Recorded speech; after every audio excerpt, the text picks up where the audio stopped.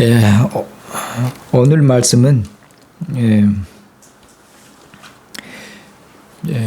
주님의 교회에 대해서 살기가 등등한 사울, 주님의 대적자이고 또한 교회 대적자인 사울을 주님께서 주님의 종으로 그처럼 돌이키심을 통해서 교회에 평안함을 주시고 교회가 평안한 가운데서 더욱 성장할 수 있도록 그렇게 하신 내용이 오늘 본문 말씀입니다. 그래서 오늘 본문 말씀의 그런 주제며 또한 결론은 제일 끝절에 있는 말씀입니다. 31절을 보시면은 그리하여 온 유대와 갈릴리와 사마리아 교회가 어떤 의미로 온 땅에 지금 교회가 그처럼 평안한 가운데 교회가 더 든든히 서가고 그리고 주를 경외함과 성령의 위로 가운데 진행해서 수가 더 많아지게 되었다고 말씀해. 이것이 결론입니다. 그러면 어떻게 이제 주님께서 온 교회 유대와 갈릴리 그리고 사마리아에 있는 모든 교회에게 주님께서 그처럼 교회에 평안함을 주셨는데 주님께서 어떻게 교회에 평안함을 주셨는지 그것을 설명하는 게 가운데 있는 내용입니다. 사울이 살기가 등등해서 저 다메섹까지 저 멀리 예루살렘에서 저 멀리 떨어진 다메섹까지 교회를 쫓아옵니다. 교회를 없애버리려 쫓아오니까 어떻게 보면 교회가 굉장한 위협 가운데 있고 위험 가운데 처해집니다. 그런데 주님께서 어떻게 이처럼 사울을 주님의 충성된 종으로 바꿔놓으시는지 그렇게 해서 주님을 위하고 교회를 위해서 그처럼 살게 하시니 그렇게 함을 통해서 교회에 어떻게 주님께서 교회를 지키시고 교회에 평안함을 주시는지 그 가운데 있는 그 내용이 결론에 있는 말씀을 설명하는 내용들입니다.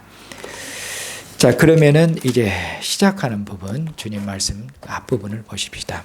여기 보면은 시작하는 말씀이 사울이 교회에 대해서 주의 제자들이니까 그리스도인들에 대해서 아주 살기가 등등하고 위협이 아주 여전했다고 그렇게 그의 살기가 식을 줄을 모르는 것이죠.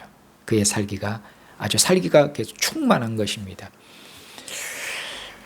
그렇게 그게 살기가 충만해서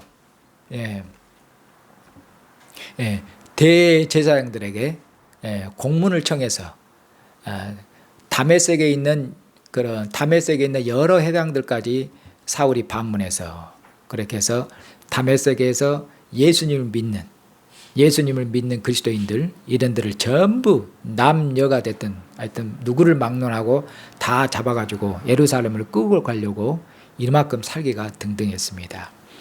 그래서 다메섹은 어디냐면은 지금 시리아 지금으로 말하면 시리아의 수도가 그 다메섹인데 다마스커스라고도 합니다. 근데 예루살렘부터 지도를 보니까 예루살렘으로부터 약 보니까 한 240km 떨어진 곳입니다. 그러니까 240km 떨어졌으니까 옛날로 하면 굉장히 먼 곳이죠. 지금은 이제 번쩍 갑니다만은 옛날에 무슨 자동차가 있었습니까? 뭐가 있었습니까? 제일 빠른 것이 옛날에는 말이었겠죠. 그 먼 거리, 그러니까 이스라엘 본토를 다메섹에 벗어난 것입니다. 그러니까 아주 교회를 뿌리 뽑아버리려고 그러니까 사울이 얼마큼 아주 살기가 등등했는지 그 먼 거리까지 쫓아가도 분이 안 풀린다 그 말이죠. 예루살렘에 있는 교회만 핍박해가지고는 분이 안 차고 아주 저 멀리 간 다메섹까지 거기까지 사울이 쫓아가서 아주 뿌리를 뽑아버려야 돼요. 아주 교회를 없애버려야 돼요. 그 정도로 사울이 살기가 충만했다. 이렇게 살기가 충만해서 그처럼 이제 다메섹을 향해서 가고 있었다. 이런 얘기로 이제 시작됩니다. 여기서 우리가 이제 먼저 생각해야 될 것은 사울은 왜 이처럼 예수 믿는 자들을 그처럼 싫어하고 어떻게 보면 예수 믿는 자들을 그렇게 박해하고 예수 믿는 자들을 교회를 잡아다가 감옥에다가 예루살렘으로 끌고 가서 감옥에 집어넣으려고 그처럼 교회를 싫어했을까요? 왜 예수님을 이렇게 싫어했을까요? 사울이 본성이 악하거나 사울이 본성이 나빠서 그랬은 것은 아닙니다. 또 사울이 위선자여서 그런 것도 아닙니다. 사울이 자기를 바리새인 중에 바리새인이라고, 정통 바리새인이라고 하는데, 원래 바리새인들은 원래는 굉장히 하나님의 율법에 열심히 있는 자들은, 원래 바리새인이라는 것이 좋은 의미입니다. 자기들을 일반 백성들하고 구별해서 하나님의 율법을 아주 더욱 사랑하고 하나님의 율법에 아주 더욱 열심히 있고, 그리고 하나님의 율법을 지키는데 온 힘과 온 생명을 다하려고 했던 자들이 정통 바리새인입니다. 근데 이제 이 바리새인들이 공관복음에서는 예수님께서 바리새인들을 이제 많이 비난하시고 많이 책망하시고 비판하시죠. 이 정통 바리새인들이 많이 변질돼서 나면 위선자들이 많이 나옵니다.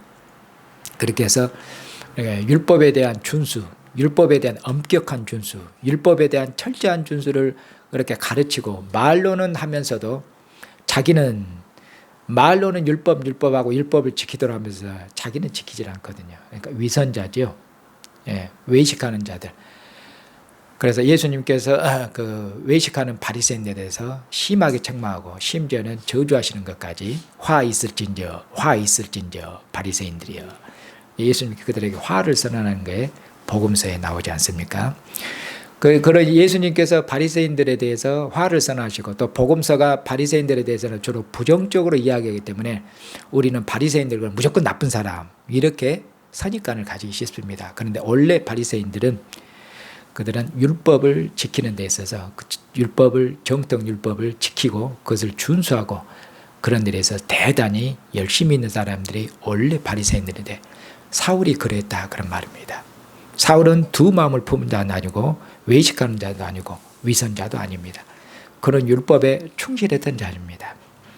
사울이 나중에 자기가 그리스도인이 되기 전에 유대인으로 있을 때 이야기하면서 나는 율법으로는 아주 충실했던 사람이고 율법으로는 흠이 없는 사람으로, 율법은 완벽하게 준수할 만큼, 율법에 대해서는 하나님 앞에서 그 율법에 내가 얼마큼 열심히 있었는지, 율법은 그처럼 율법으로 이야기하자면 내가 100점을 맞을 만큼 그렇게 내가 율법은 철저하게 지키고 산 바리새인 중에 바리새인이다. 내가 정통 바리새인이라고 사울이 그렇게 말씀하죠. 그리고 왜 이처럼 예수님을 싫어하고 예수님을 믿고 따르는 교회를 싫어했을 거예요. 그가 바리새인이기 때문에, 그러므로 율법에 충실했기 때문에 예수님을 싫어하고 그리고 교회를 박해했던 것입니다. 그냥 사울이 무조건 나쁜 사람이어서 그런 게 아니라 그가 율법에 충실했기 때문에 그렇습니다. 왜냐하면은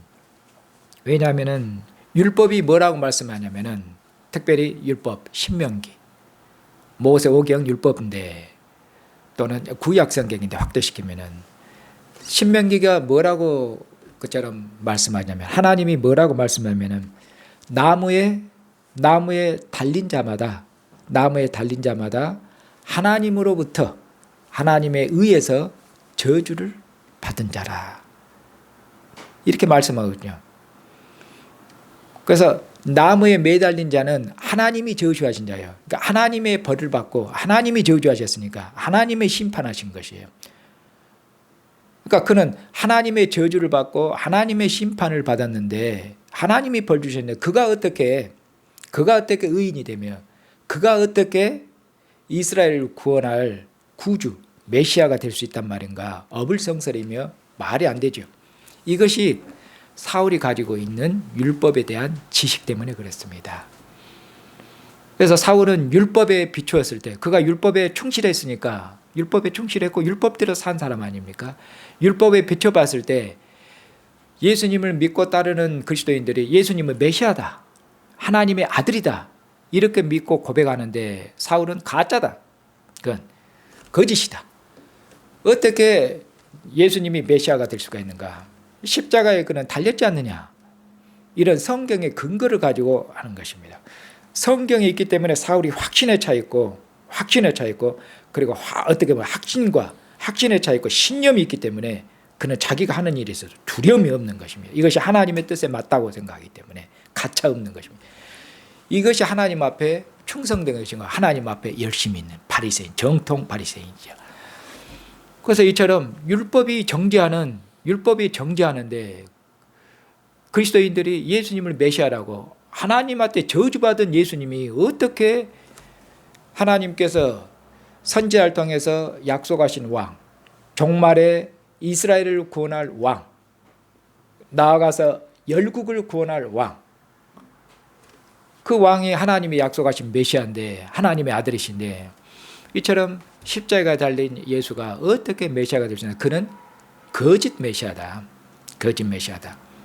그리고 이 거짓 메시아를 퍼뜨리고 거짓 메시아를 믿고 따르고, 그리고 더 나아가서는 유대계의 본질이라고 할 수 있는 성전, 율법과 성전이죠. 성전이 없으면 이스라엘은 아무것도 아닙니다. 성전은 하나님이, 이스라엘의 종교의 본질은 하나님 아닙니까? 성전은 하나님이 이스라엘과 함께 거하시는 집이에요. 하나님이 이스라엘과 함께 거하시지 않으면 이스라엘은 끝입니다. 아무 의미가 없는 것이죠.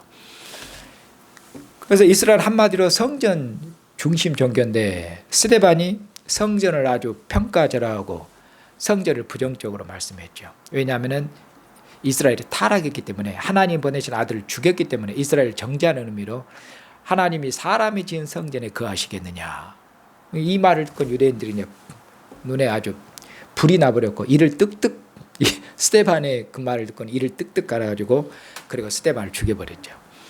그리고 그것을 옆에서 같이 이렇게 손 흔들면서 으쌰으쌰하고, 그리고 그들을 동조한 사람이 누구냐? 사울에게 돌을 던진 사람 그 옷을 다 받아주고, 그리고 적극 동조한 사람이 바로 사울입니다. 그래서 사울이 스데반의 죽임을 당연한 것으로 여겼다고 말하고 있죠. 그는 당연히 죽어서 마땅한 일을 했다고 그렇게 여긴죠. 그리고 그 일로 끝나는 게 아니라 이제 예루살렘 교회, 스데반 순교회 핍박이 밀어닥쳐 제가 보니까 아주 사울이 앞장선 것 같아요. 사울이 선봉장입니다. 보니까 아주. 왜냐하면 여기 보면 다메섹까지 쫓아온 사람이 없죠. 보면 알 수 있지 않습니까? 여기 그 멀리 다메섹까지 쫓아온 사람 보면 사울밖에 없어요. 그 정도로 사울의 열심이, 유대교에 대한 열심, 율법에 대한 열심, 하나님에 대한 열심, 하나님에 대한 충성, 그것이 아주 대단했다는 말이죠. 이때 사울의 나이가 많지 않습니다. 대략 교회 사가들은 이때 사울의 나이가 30대 초반 전후입니다. 많아서 30대 중반입니다. 그쯤.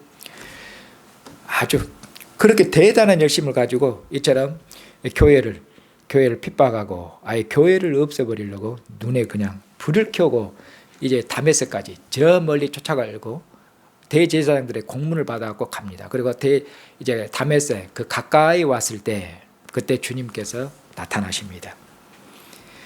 주님께서 나타나시는데 여기 보면 주님께서 어떠한 모양으로 나타나시냐면은 거기 보시면은 3절을 보시면은 사울이 길을 가다가 다메섹에 가까이 이르더니 호련히 하늘로부터 빛이 그를 둘러 비추는지라.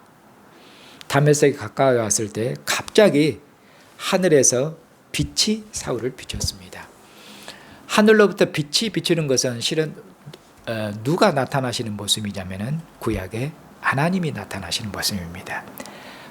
하나님이 현현하실 때, 하나님이 임재하실 때 하나님께서 빛 가운데서 또는 바람 가운데서, 폭풍 가운데서, 또는 하나님께서 구름 가운데서, 이것이 하나님께서 나타나실 때 동반되는 그런 그 현상들입니다. 이처럼 하나님께서 빛 가운데 나타나네. 그러니까 예수님께서 여기 나타났는데 예수님은 하나님과 같은 분이다. 이건 그걸 말씀하는 게 아니고 예수님이 나타나는데 하나님이 나타나신 것처럼 예수님이 나타나셨죠. 왜 그렇습니까? 이분이 하나님의 영광의 보좌 우편에 앉아 계시기 때문에 하나님이 나타나는 하나님의 빛, 영광을 나타내는데 하나님이 임하실 때 나타난 빛, 그 하나님의 영광 그렇습니다. 있잖아, 하나님의 영광, 하나님의 빛으로 예수님께서 영광을 얻으신 주님, 하나님 보좌 우편에 앉아 계신 주님, 하나님으로부터 모든 권세를 받으셔서 하나님의 대권을 시행하시고 집행하시는 분, 하늘과 땅의 모든 권세를 가지신 분, 하늘에 있는 영들도 천사들과 수종두는 분, 이처럼 하나님의 보좌에 앉아 계신 분, 하나님의 권세, 이가 하나님의 영광을 든 분, 하나님의 보좌에서 하나님의 권세를 받은 분이니까 이처럼 예수님이 나타나신 것은 하나님이 나타난 것입니다. 그가 하나님의 보좌에 앉으신 분이시니까. 이처럼 하나님의 영광 가운데서, 예수님께서 영광의 빛 가운데서, 영광 가운데서 만왕의 왕이신 주님께서 사울에게 나타났고, 이처럼 영광의 주님께서 사울에게 나타났는데, 이때 사울은 주님을 대적하는 대적자였거든요.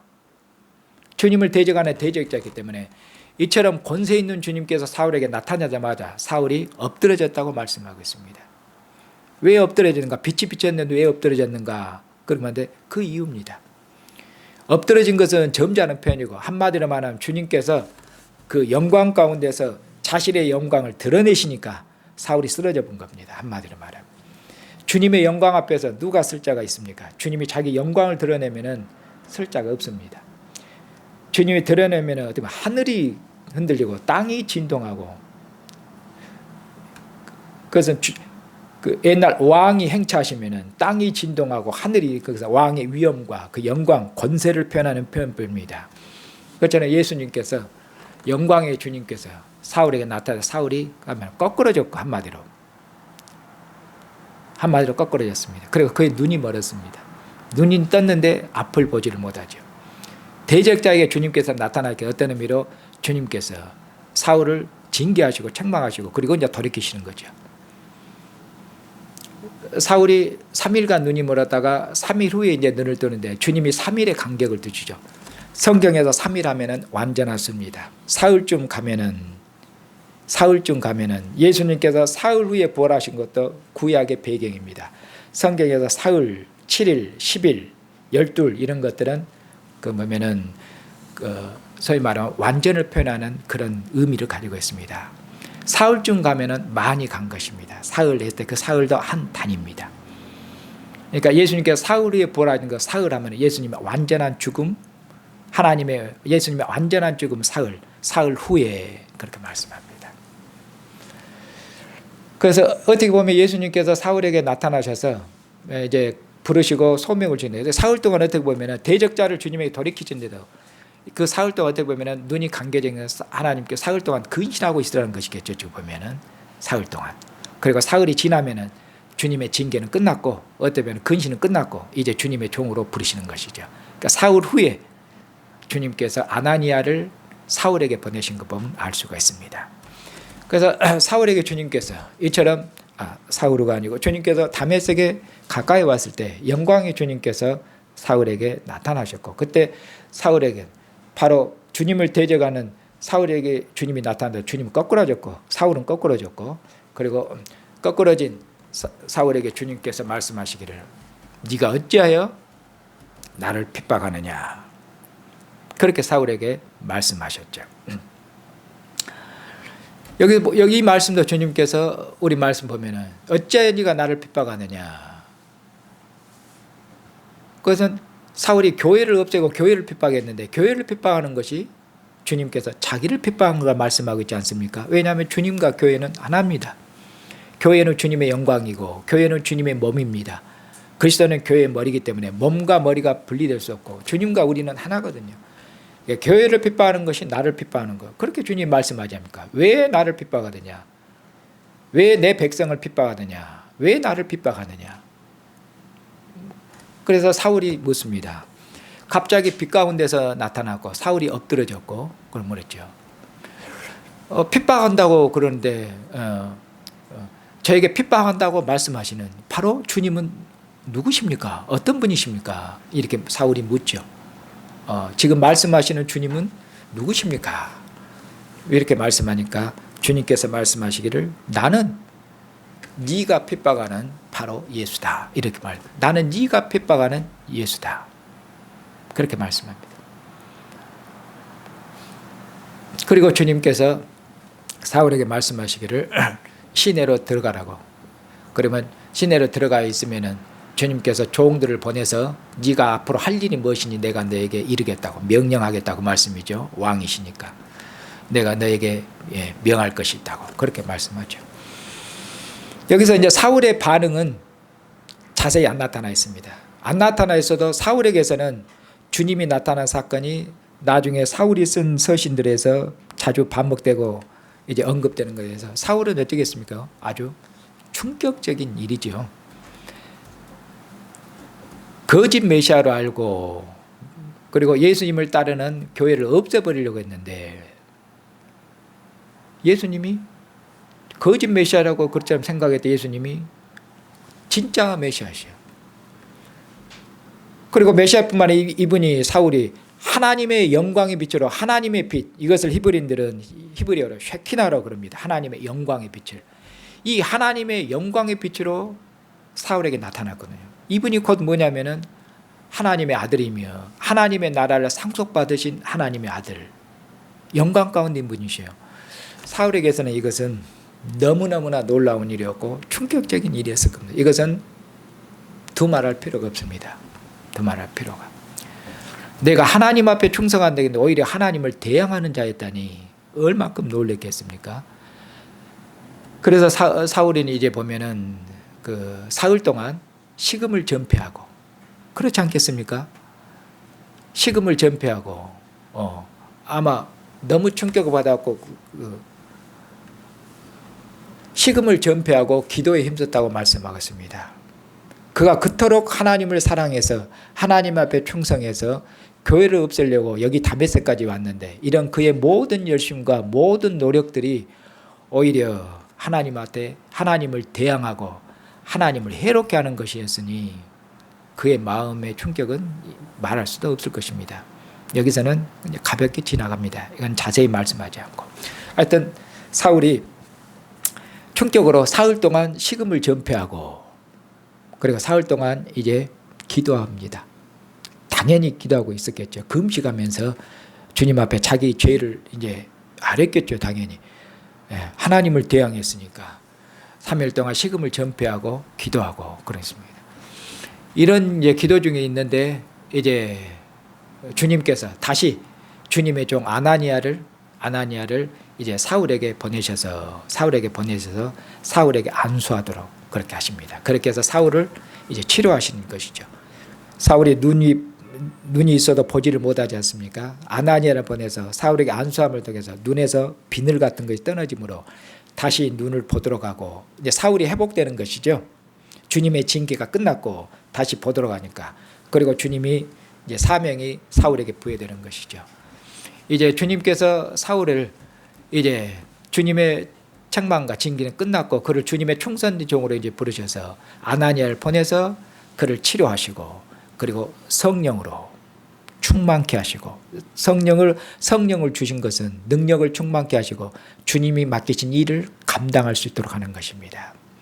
그래서 사울의 아나니아를 통해 안수함을 통해서 치료할 뿐만 아니라 성령으로 충만케 해서 그를 능력 있게 하셔서 어떻게 주님의 종으로 주님의 충성된 종으로 능력 있게 하셔서 그렇게 만드시고 이제 주님이 부르신 사명 어떤 사명입니까? 아나니아에게 말씀하기를 아나니아가 사울에게 보내려고 할 때 이 아나니아도 사울의 악명을 익히 들어서 알고 있거든요. 이 자는 예루살렘에서 아주 교회에 해를 끼친 자고 여기까지 아주 교회를 없애려고 쫓아온 자 아닙니까?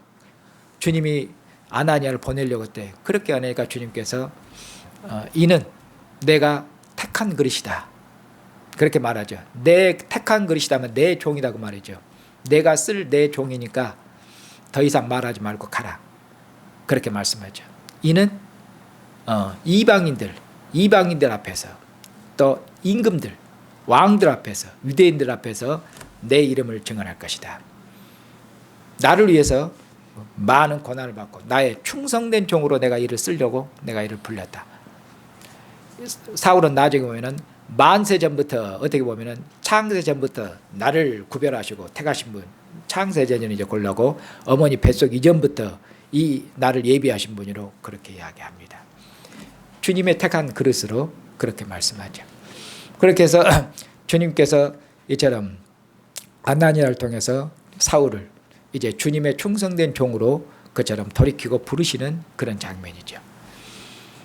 이렇게 해서 주님께서 어떻게 보면 사울이 교회를 핍박하는데 앞장서지고 적군에 있어서 교회를 대적하는 일에 있어서 선봉장이었습니다. 그런데 주님께서 선봉장을 꺾어버리신 것이죠. 오늘 말씀이 그렇습니다. 선봉장을 패배시킨 정도가 아니라 선봉장을 물리치해서 적이 물러가도록 한 게 아니라 선봉장을 무릎 꿇도록 하실 뿐만 아니라 선봉장을 어떻게 했냐면은 선봉장을 방향을 180도로 전환시켜서 거꾸로 적을 향해서 진군할 수 있도록, 이제 사울이 적을 향해서 진군할 수 있도록 교회를 대적하는 일에서 앞장서는 진군하는 게 아니라 주님께서 사울을 주님의 충성된 종으로 부르시고 바꿔놓으심을 통해서 오히려 이제는 복음에 들고 적을 향해서 진군하고 앞장선 선봉장이 이렇게 선봉대 역할을 할 수 있도록, 그렇게 해서 복음이 더욱 진군할 수 있도록 그렇게 하시는 것이 사도행전 뒷부분에 있는 내용입니다. 여기 보면은 교회가 핍박 가운데서도 어떻게 예루살렘을 넘어서 유대와 사마리아 갈릴리 보면은 이스라엘 끝 아닙니까? 아주 가이사라 블레셋 거기까지 복음이 전파되도록 했습니까? 유대 전역이죠. 그런데 이제 주님께서 사울을 부르시죠. 이제 사울을 부르면은 이제는 복음이 어떻게 됩니까? 이제는 유대 전역뿐만이 아니라 이제는 이스라엘 전역뿐만 아니라 이스라엘 넘어서서 어디 쪽 확산됩니까? 이제 사울을 통해서 소아시아 지역 전체, 그리고 아시아를 넘어서 어디 유럽까지, 유럽도 어디까지? 유럽의 끝이 스페인이거든요. 사울이 로마서에서 내가 스페인까지 가려고 하는데 그러면 로마 전체가 복음으로 정복되는 것이죠. 사울이.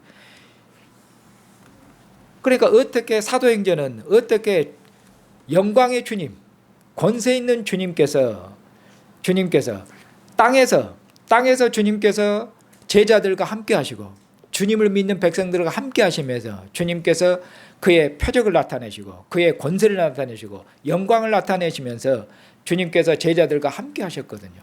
이제 부활하신 주님, 영광의 주님께서 그의 이름으로 성령을 보내셔서 성령을 통해서 영광의 주님께서 제자들과 그의 믿는 백성들과 함께 하시면서 어떻게 주님의 나라를 세워나가고 주님의 나라를 확장해 나가는지, 그리고 마침내 주님께서 교회와 함께 성령과 함께 성령의 인도하심과 교회와 함께 복음의 권세와 복음의 능력으로 온 세계를 정복하고 모든 민족들을, 만민들을 주님의 발 앞에 무릎 꿇리고 모든 만민들을 주님의 상 앞으로 불러들이는지, 그것이 곧 교회의 역사며 주님 오시면은 이 구원 역사가 마무리될 것입니다.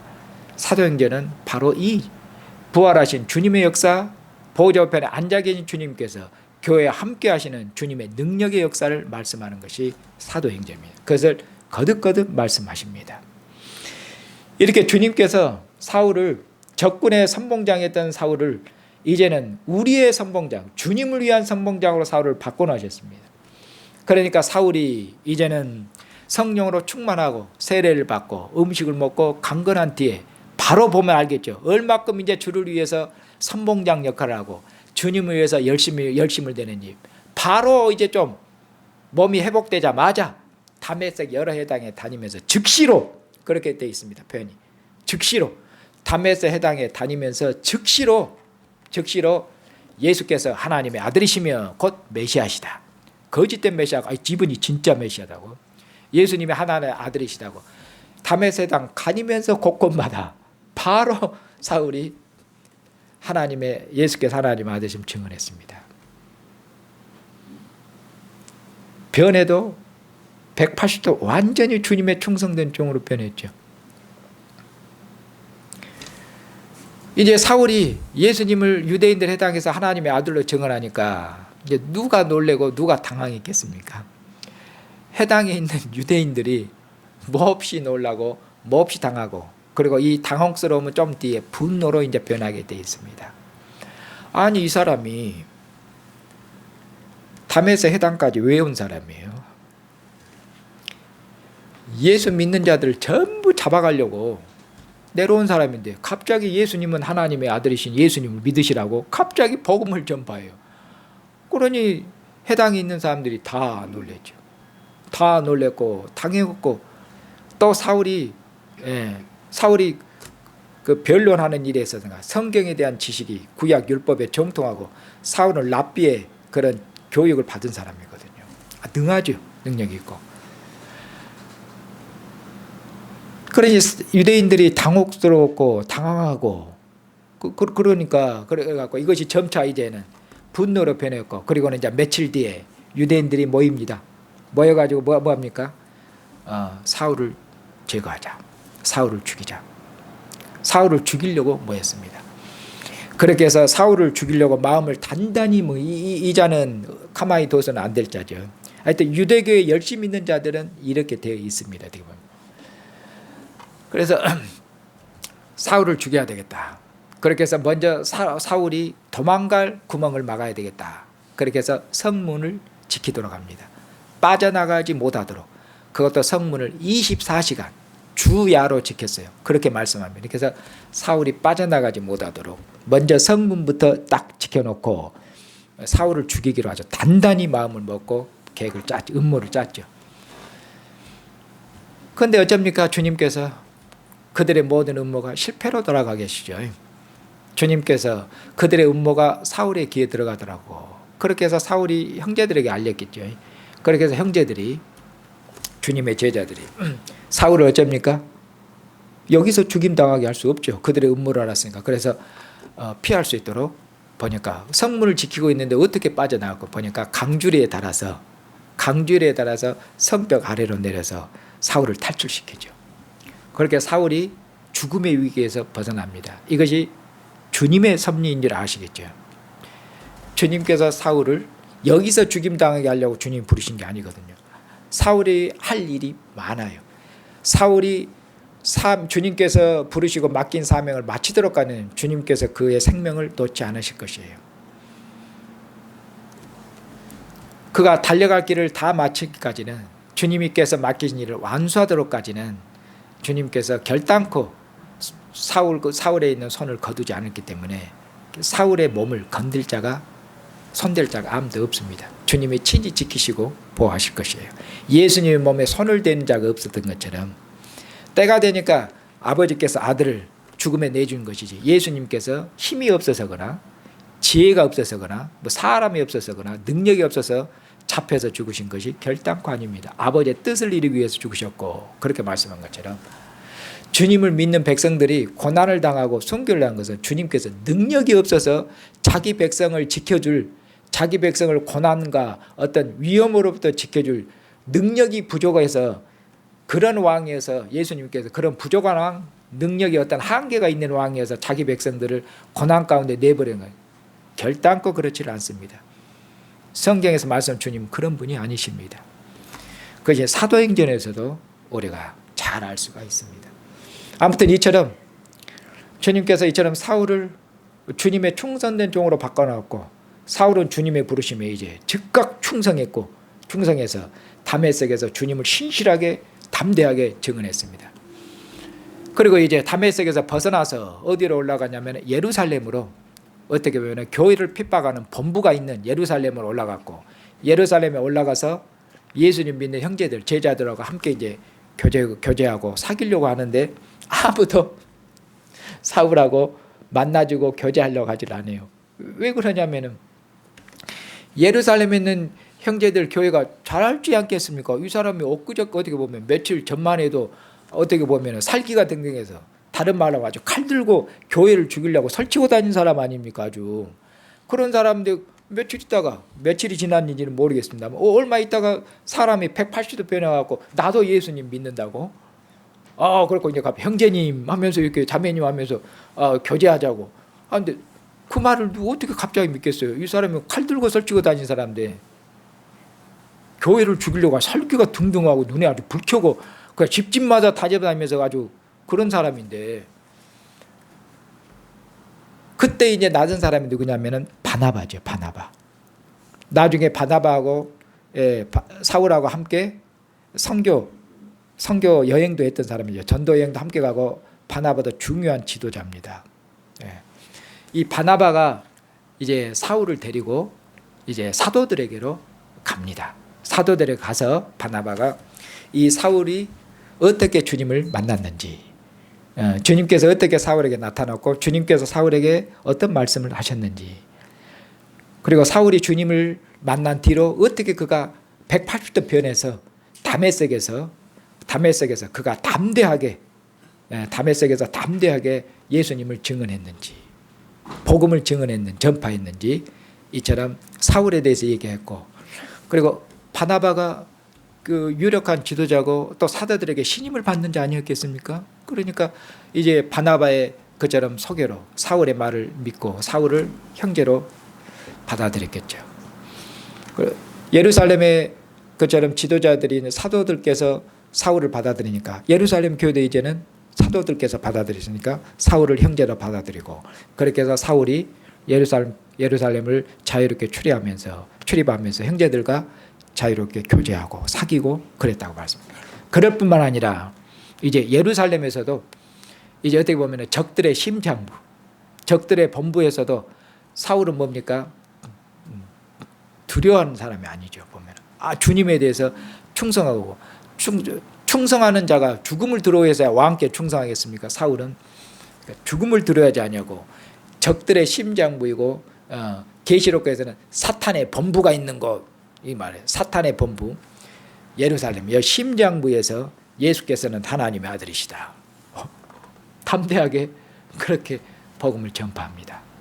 얼만큼 사울이 담대하고 용기 있고, 그리고 그가 믿는 하나님, 그가 믿는 도에 대해서 얼만큼 진실한지 알 수가 있습니다.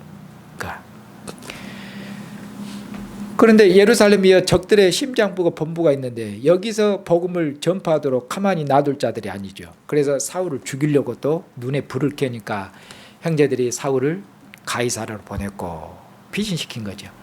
그리고 가이사랴에서 사울이 어디로 갔냐면은 사울의 고향이 길리기아 다소입니다. 그래서 사울을 고향으로 보냈다고 그렇게 말씀하고 있습니다. 이렇게 해서 사울을 대적자에서 주님의 종으로 부르고 주님의 충성된 종으로 사울이 이제 사회 활동을 시작한 이 짤막한 이야기를 여기까지 이야기를 마칩니다. 그리고 나서는 끝맺는 말씀이 결론적으로 끝내는 말씀이 31절, 오늘 결론 말씀이라고 그랬죠.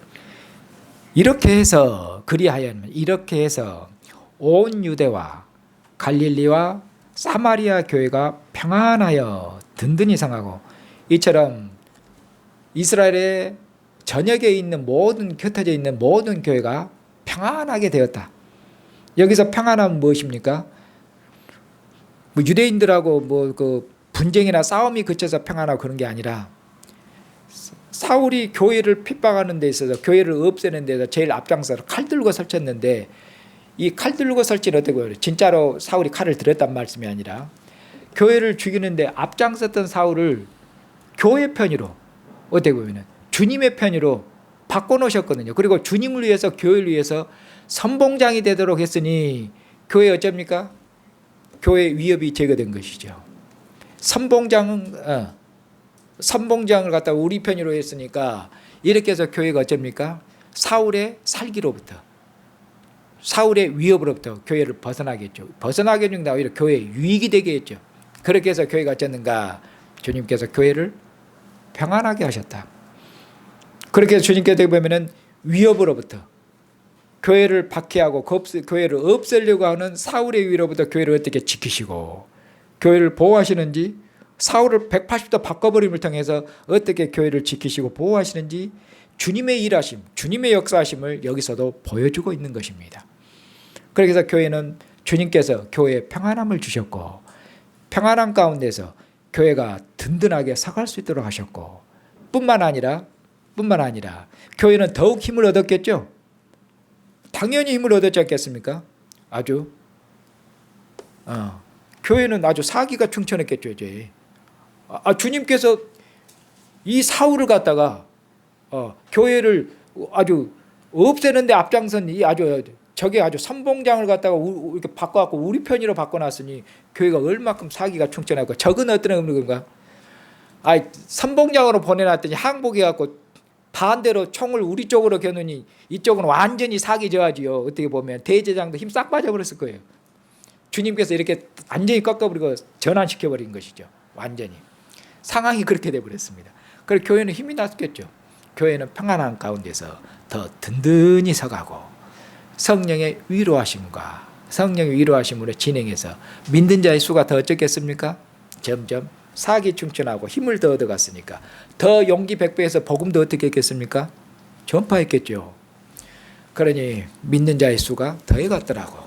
어떻게 복음이 진군하는지, 어떻게 교회가 진군하는지 그렇게 결론 맺고 있습니다. 사랑하는 형제 자매님, 이처럼 우리는 여기서 보면은 지난 시간에도 말씀드렸고, 우리는 교회가 위험이 닥치고 핍박이 닥치면은 주님이 뭐 하시는 거, 주님이 뒷짐 주고 계신 거, 왜 교회를 돌아보지 않는 거, 믿음이 적을 때는 그런 생각을 많이 합니다. 근데 사랑하는 형제 자매님, 결단코 주님은 교회가 어려운 일을 당하고 핍박을 받을 때 뒷짐 지고 구경하시는 분이 결단코 아닙니다. 교회는 주님의 몸이며 자기의 분신과 같으며 자기의 생명입니다. 주님께서 교회를 위해서 자기 생명을 주셨습니다. 교회는 자기 생명이며 교회가 주님의 영광이며 교회가 주님의 자랑이며 교회는 주님의 신부입니다. 교회가 영광을 얻지 못하고는 주님이 영광을 얻지는 못합니다. 교회와 주님은 하나이기 때문에 그렇습니다. 교회가 이처럼 핍박을 당할 때 어려움 가운데 주님은 가만히 계셨습니까? 그 질문에 주님이 답해 줍니다. 이게 사도행전입니다. 주님이 바쁘셨습니다. 교회가 어려움을 당할 때 핍박을 당할 때 주님이 얼마큼 열심히 일하고 계시는지 사도행전에서 보여주고 계시지 않습니까? 주님이 얼마큼 바쁘셨습니까? 흩어진 형제들과 함께 하셔서 주님께서 빌립을 이리 보내고 빌립을 저리 보내고 주님께서 성령으로 빌립을 지도해서 어떻게 주님께서 이스라엘 전역을 블레셋을 넘어서 빌립보에까지 어떻게 주님께서 예루살렘에서 사마리아와 사마리아를 넘어서 갈릴리 가이사랴까지 복음이 전파되도록 주님께서 진두지휘하시는지 어려운 가운데서도 고난 가운데서 천사를 보내시고 주님이 얼마큼 바쁘게 일하십니까? 어려운 가운데도 어떻게 교회에 함께 하시면서 만민을 주님의 나라로 부르시는 이 일을 이루어 가시는지 보여주고 계시지 않습니까? 그러니 주님이 놀고 계십니까? 외면하십니까? 또 여기 보니까 살기가 등등한 교회 위험인데 조금 시간이 지나니까 주님께서 아주 살기를 꺾어버리시는 거예요.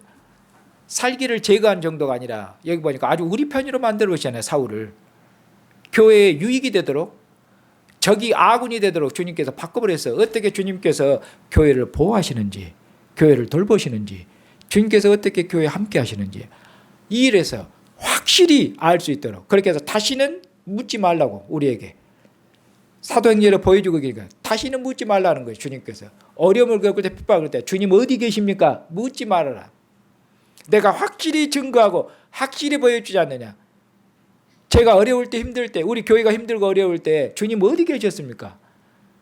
기도할 때 주님께서 어떻게 응답 않고 어떻게 하고 계셨습니까? 묻지 말아라.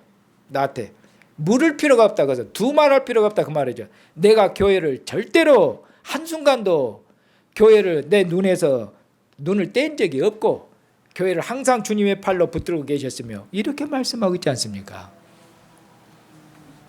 그러니 주님을 믿고 주님을 의지하고 고난 가운데도 주님께서 교회를 지키고 보호하시고 믿고 너는 주님의 충성된 종으로 주님 앞에 충성하라는 얘기죠. 그러면은 주님께서 함께 하시면서 주님의 뜻을 더욱 이루어 가실 것이에요. 주님의 충성된 자들과 함께 하시면서 주님의 계획과 주님의 뜻을 이루어 가시면서 주님의 나라가 더욱더 확장되고 복음이 더욱더 멀리 전파돼서 아브라함 안에서 천하 만민을 복주시고 아브라함 안에 천하 만민을 하나님의 백성으로 부르시는 하나님의 뜻을 완전히 이루어 가실 것이에요.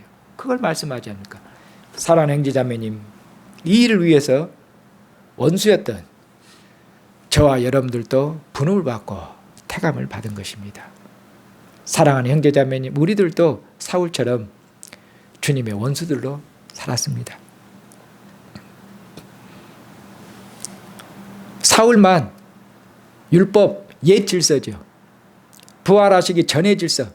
예수님께서 부활하심으로 새로운 질서가 열렸고 새로운 시대가 왔는데도 사울은 부활한 주님을 모르기 때문에 부활한 주님을 못 만났기 때문에 새로운 시대가 열렸다는 것을 모르기 때문에 그의 눈은 여전히 옛 시대에 갇혀있고 옛 시대에 매여있기 때문에 옛시대에서 새시대가 왔는데도 옛시대를 고집하고 옛시대에 열심히 있고 옛시대의 메인자들은 새로운 시대를 거부하게 돼 있는 것입니다. 옛시대와 새시대가 충돌하는 것이죠. 우리들도 주님을 만나기 전에는 사람이 당연히 죽는 줄 알았습니다. 죽는 것이 법칙이죠. 어떻게 사람이 영원토록 살고, 무슨 그건 동화 속에 나오는 얘기고, 어떻게 사람이 죽었다 살고 영원토록 살아요. 그 소설이지 그건. 믿지를 아니했습니다. 그리고 남자가 무슨 교회 나가요. 종교를 믿고 신을 의지하고 사나이가 눈물을 흘리면서 남자다워야지. 남자는 자기 힘을 믿고 사는 것이지. 당당하게 아무도 의지하지 않고 자기만 믿고 의지하고 가는 거예요. 그 남자다움이에요. 이렇게 살았습니다. 종교 갖고 신 믿고 의지하는 것은 남자가 약한 거예요. 뭐 누구를 의지해? 약하니까 의지하는 거 아니에요. 그런데 주님을 의지함으로 진짜로 강하게 돼요. 주님 의지함으로 죽음을 두려워하지 않아요. 실은 남자답고 해도 총칼 들이대면은 죽음 앞에서 누가 겁을 내지 않겠어요. 사나이 싹 들어가게 돼 있어요. 죽음 앞에 용감한 자 몇 명이나 있겠어요. 주님을 믿음으로 그렇게 약한 자도 강하게 되는 것이죠. 그걸 몰랐죠. 주님 보니까. 그리고 죽음은 전부니까 죽기 전에 그러니까 잘 먹고 잘 살고 이 세상 영광, 썩어질 영광, 땅의 영광, 그것을 위해서 전력 투구하고 남이 어떻게 되는지 나하고 내 가족만 하고 세상 사람들이 살아가는 방식으로 땅의 영광, 세상의 가치관 그런 거에 따라서 목매고 다 그렇게 해두고요. 우리 아이들 교육도 세상에서 뒤질까 봐 아주 그냥 전심전력을 다 기하고 세상에서 1등 나도록 하고 우리 마음이 거가 있죠. 이 세상의 영광을 추구하면서 그렇게 살았죠. 사울이 유대교의 영광을 추구한 것처럼 우리들도 땅의 영광, 이 세상의 영광 그것을 전심전력에 추구했죠. 눈에 보이는 것이 전부인 줄 알았습니다. 그래서요. 무엇을 먹을까? 무엇을 먹을까? 무엇을 입을까? 그런 것을 추구했죠. 그것이 전부였습니다. 하나님이 만드신 세계에 하나님의 영광이 충만한데도 하나님의 지혜와 능력이 충만한데도 또 하나님께서 우리가 하나님을 대항하고 하나님 앞에 하나님을 하나님으로 섬기지 아니했을 때까지라도 하나님은 선하시고 자비하셔서 악인들에게도 햇빛과 비를 주셨고 하나님께서 우리에게 결실기를 주셔서 우리의 마음과 입술을 하나님께서 맛있는 거 때마다 하나님께서 먹을 것 주셔서 우리의 마음과 입술을 기쁘게 하신 분이라고 그렇게 사도행전을 말씀합니다. 그런데 우리는 그 하나님을 몰랐고 하나님 앞에 감사하지도 않고 하나님을 찾지도 않았죠. 오히려 생명은 우상 앞에 절하는 방식으로 하나님을 대항하는 원수로 살았죠. 자명하고 우리가 아주 귀신의 종으로 살았고 지금도 세상은 귀신의 종이고 어둠의 종이고 그렇습니다. 사람들이 항상 보면은 제가 여름이라든가 뭐 때문에 귀신이고 뭐고 꼭 사람들이 그 이야기를 만들어내요. 꼭 여름 되면 꼭 귀신이 싹 사라졌다가 등장하죠. 그래갖고 저거 사람이 지어낸 얘기라고 해가지고 그리고 귀신 이야기 열심히 영화도 보고 소설책도 읽고 드라마도 봅니다. 그러니까 저건 사람이 지어낸 얘기예요. 그래놓고 밤에는 화장실 무섭죠. 지어낸 얘기라면서. 완전 귀신의 종이죠. 우상의 종이고. 우리들도 그렇게 살았지 않습니까? 이것은 우리 다 경험이고 말할 필요가 없는 것이었다며. 그런데 우리들 어쨌습니까? 하나님의 원수로 살았던 사울을 주님께서 부른 것처럼 우리를 또 불렀죠. 그리고 우리도 사울이 주님을 확실히 아는 것처럼 우리도 주님을 확실히 알죠. 이제는 주님께서 누구신지 주님께서 천지와 만물을 창조하신 분이시며 이분이 창조주시며 이분이 사람 몸을 입고 오셨으며 이분이 죽으시고 부활하셔서 만물을 구속하시고 이분이 장차하셔서 만물을 새롭게 하실 분이라는 걸 알죠. 확실히 알고 우리를 부르신 주님이 누군지 있기 때문에 확실히 알기 때문에 내 인생을 주님한테 걸 수가 있는 거죠. 애매모호하게 아니라 확실히 걸어야 됩니다. 사울처럼. 여러분들 주님을 확실히 알고 주님이 어떤 분이냐 하면은 여러분의 삶과 여러분의 생명과 여러분의 인생도 확실히 거셔야 됩니다. 그리고 여러분만 걸은 것이 아니라 어디까지 다 걸어야 되겠습니까? 내 가족, 내 아내뿐만 아니라 자식들은 아버지 잘못 만난 죄예요. 농고 내 자식, 내 가족 모든 것을 주님께 우리 생을 걸어야 됩니다. 주님이 어떤 분인지 우리가 확실히 알기 때문에 모든 것을 주님께 맡길 겁니다. 나의 생명까지라도 모든 것 주님께 맡기고 주님께서 부르신 부름에 충성할 것입니다. 우리는 오직 충성 외에는 할 것이 없습니다. 그러시려고 주님께서 우리를, 원수 같은 우리들, 주님 앞에 죄인된 우리들, 죽으면 흙으로 돌아갈 우리들, 어떤 의미로 보면 우리가 주님 앞에 무슨 가치 있는 자들입니까? 그런데도 주님께서 우리를 긍휼히 여기시고 우리에게 자비를 베푸셔서 우리에게 주님을 알리셨고, 알리신 정도 아주 주님을 확실히 알 수 있도록 그렇게 하셨죠. 그렇게 해서 우리로 주님의 증인이 될 수 있도록, 그러니까 주님께서 우리에게 주님의 교회로 세례받고 접붙임을, 연합시킴을 통해서 주님의 성령을, 주님의 영을 다 먹고 마실 수 있도록 성령으로 충만하도록 하셔서 주님께서 우리를 부르신 주님, 그래서 성령을 우리에게 주셔서 우리를 부르신 소명, 사명을 능력 있게 감당할 수 있도록, 어떤 어려운 일이 닥치고 어떤 힘든 일이 닥치고 심지어는 앞에 죽음의 바다가 강물이 흐를지라도 그것을 능히 건널 수 있도록 주님께서 우리를 능력 있게 주님 앞에 충성된 종으로, 능력 있는 종들로 그렇게 우리를 부르셔서 주님의 사명을 다하도록 하셨습니다. 사랑하는 형제자매님, 어떠한 경우에도 주님께서 교회와 함께 하심을, 우리와 함께 하심을, 이것을 굳게 믿으십시다. 어떤 핍박이 닥쳐도 주님께서 그 어려움과 핍박 가운데서 교회를 지키시는 것을 확실히 믿으십시다. 여기 사도행전이 거듭거듭 말씀한 것처럼 능력의 주님, 능력의 주님께서 어떻게 천사들을 보내시며 능력의 주님께서 어떻게 교회를 보호하시는지, 교회를 지키시고 보호하시는 방법도 다양합니다. 다양합니다. 그런데 우리는 꼭 어떤 의미로 사도행전과 같은 방식으로 내게 일하시기를 바라요. 그럼 주님이 기계십니까? 주님의 일하심을 보면 똑같은 것이 거의 없어요. 주님의 역사하심 다양하고 우리도 다 개성이 틀려요. 주님의 일하심은 너무너무 다양합니다. 그런데 우리가 주님을 믿고 의지하면은 이전에는 나타내지 않는 어떤 다른 방식으로 나와 함께 하시면서 주님이 일하실 거예요. 우리가 믿음으로 응답하면은 주님의 영광을, 주님이 나를 통해서 일하시는 주님의 손길을, 능력을, 그런 것들을 보게 될 것이에요. 그렇지 않습니까? 그런 것처럼 사랑하는 형제자매님, 어떤 힘들이 있고 어떤 어려움이 닥칠지라도, 심지어는 교회에 어떻게 보면은 교회에 칼날이 거늘지라도 어떻게 주님께서 사도행전에 보는 것처럼 교회를 지키시고 자기 눈동자처럼 지키시고 보호하시는지, 그것을 우리가 보았지 않습니까? 한 번뿐이 아니라 여러 번 보았지 않습니까? 듣고 있지 않습니까? 그러니 어떤 일도 염려하지 말고 복음의 대적자들을 만나더라도 어떤 의미로 두려워하지 않고 뒤로 물러서지 않고, 복음의 대적자들 통해서 오히려 복음은 더 진군할 것이니 주님이 함께하기 때문에 교회는 후퇴가 없으며 복음은 후퇴가 없을 것입니다. 이것을 확실히 믿으십시오.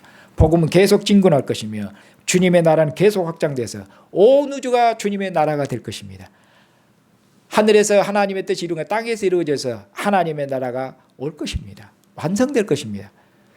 주님의 나라가 완성되도록까지 주님의 복음이 계속 진군해서 저 멀리 땅 온 우주를 주님의 복음이 휩쓸고 주님의 복음이 온 우주를 정복하도록 그날까지 주님의 은혜에 충성해서 여러분들이 주님께서 부르신 삶의 현장, 그곳에서 우리 주 예수 그리스도 하나님의 아들, 이분이 우리의 구주시며 만민의 구주심을, 이분이 장차 오셔서 온 세상을 불로 심판하실 권세 있는 주님이심을 여러분 삶에서 신실하게 증언하는 충성된 증인으로 사시는 저와 여러분이 되어야 되겠습니다. 기도하십시다.